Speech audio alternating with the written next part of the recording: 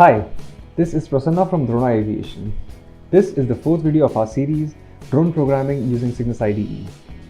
In this video, we are going to explore what are the various tools that we can use to debug our firmware. So let's begin.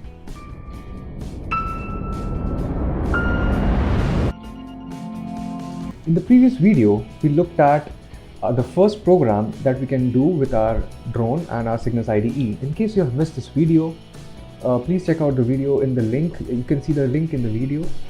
Okay, so let's come to a problem statement. So our problem statement, let's assume that our problem statement is that we are trying to track the vertical velocity of our drone.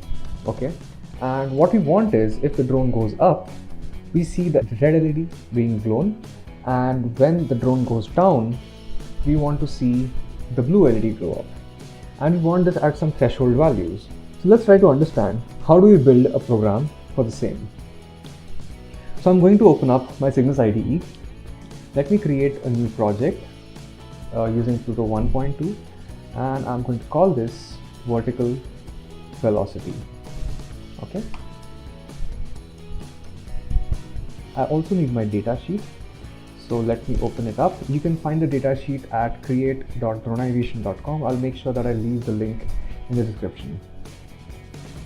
Okay. So we want to track the velocity of our drone, the vertical velocity. So we look at the velocity. You can see that there is an API for velocity of the drone, and it is inside this estimate block. So all we need to do to access this API is include that estimate inside our header. So let me do that. Include estimate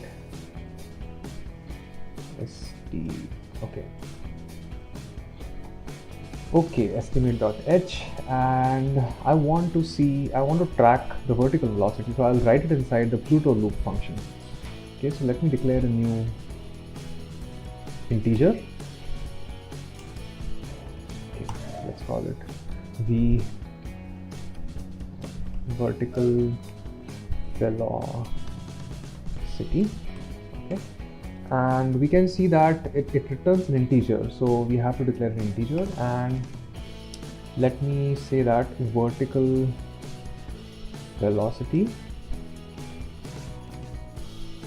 is equal to velocity, because velocity is the class, and the axis. Now we can see here that the three axes x, y and z. X and y can only be used when additional sensors are used, but I think I can directly use the z in this code. I'm going to write z over here so that I can track the vertical velocity. This is the z axis, and I can track the vertical velocity using the z axis. Okay, so we are now trying to get all the vertical velocity. The next and most important thing right now we want to know is what is the vertical velocity, and this is where the print functionality comes in. Print is a very useful functionality for debugging purposes. So let's go back to our API documentation, and we can see that inside the utils there is something called as monitor, and it is actually printing. Okay, so in order to use this print functionality, I have to include the utils header, and I'm going to use something called println, because println basically translates things to the next line. So let me go ahead and do that. Okay, so let me include the header, appropriate header. In this case it is #include utils, right? And I want to print this function at every interval. So by default the Pluto loop actually runs at 100 milliseconds, so you will also see the print data at 100 milliseconds, right? So let me just go ahead and use the function monitor.println, and I'm going to use this. Okay, so let's call it vertical velocity. Okay, and what do I want to print? I want to print again the integer which I am requesting. I'm polling basically using the API. So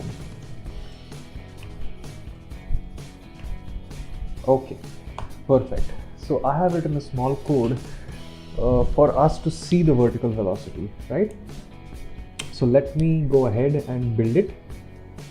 Okay, Until that time it's building, I'll start my drone and I'll connect to its Wi-Fi.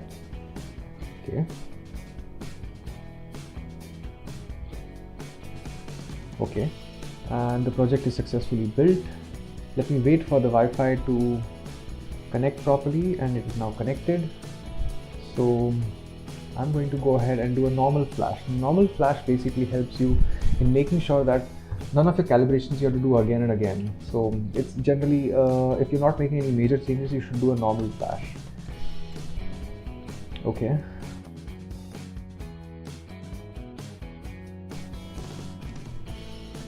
Okay, now my firmware is successfully flashed. Now I want to see the print. Where does the print appear? That's a good question. So the print actually appears inside your IDE, inside something called as Pluto Monitor. Okay, so on the bottom side you can see all those tabs, and here you can see something called the Pluto Monitor. Now let me just quickly clear all the previous data that I had, and I get my app ready. I connect using my app to my appropriate Wi-Fi.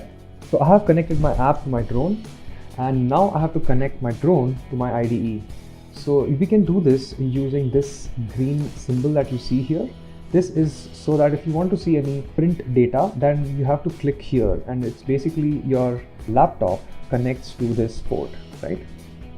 So we have connected everything, and now let me press the developer on button, and we can see that vertical velocity has started to print. Now you can see that it's not exactly zero. My drone currently is stationary, but it's not exactly zero, and it happens because small errors are expected, right?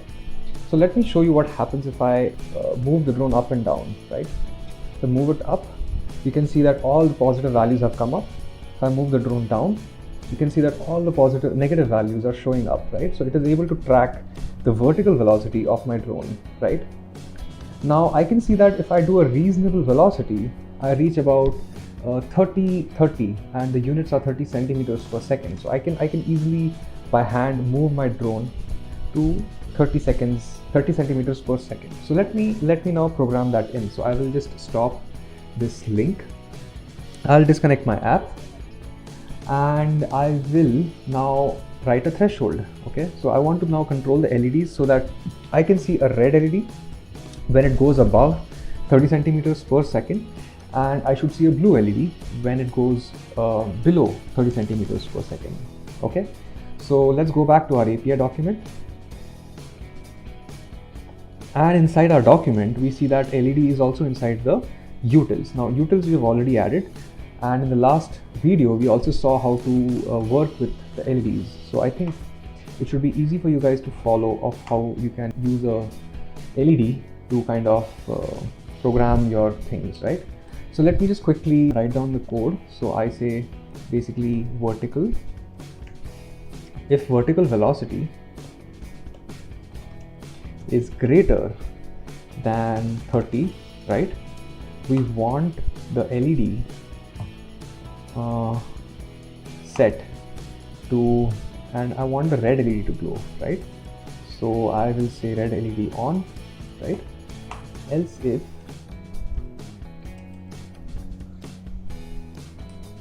if the vertical velocity is less than minus 30, right, we want the LED dot set, we want the blue LED to glow, right? So let's do this. Okay, and when none of those conditions are happening, we want both LEDs to switch off, right? So LED dot set, and I'll turn off all the LEDs, right? So I'll turn off the blue LED.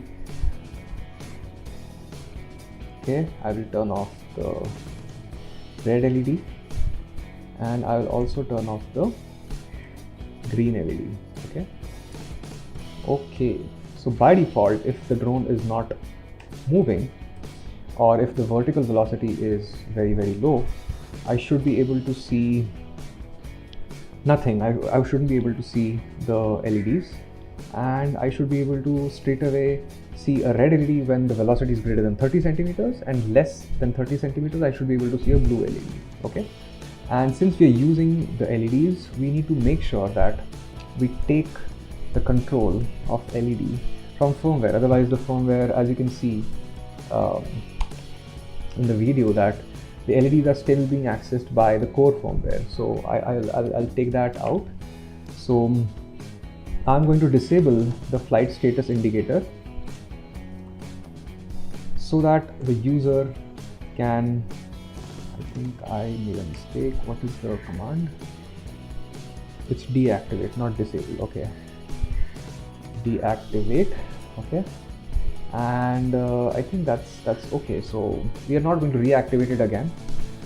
I think you can do it if you want to, but you're not going to reactivate it for now. Okay, so now we are done with the coding, and the print functionality helped us set a threshold value, and this is how generally we need a lot of things to debug and write our codes.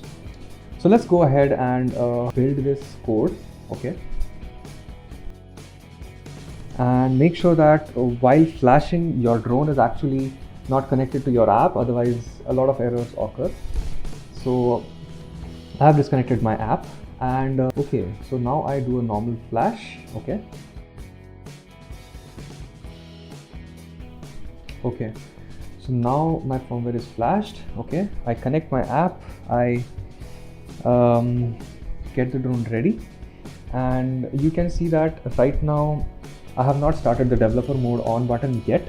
So let me just switch on the developer mode button. Okay, and as you can see that the LED is not showing any color right now. Okay, so now we have programmed that the moment the drone goes upward with 30 centimeter velocity, the LED should turn red. Okay, so let's see if that happens. So you can see that if I keep doing this, you will see that when we go up, the red LED glows. When we come down, the blue LED glows, right?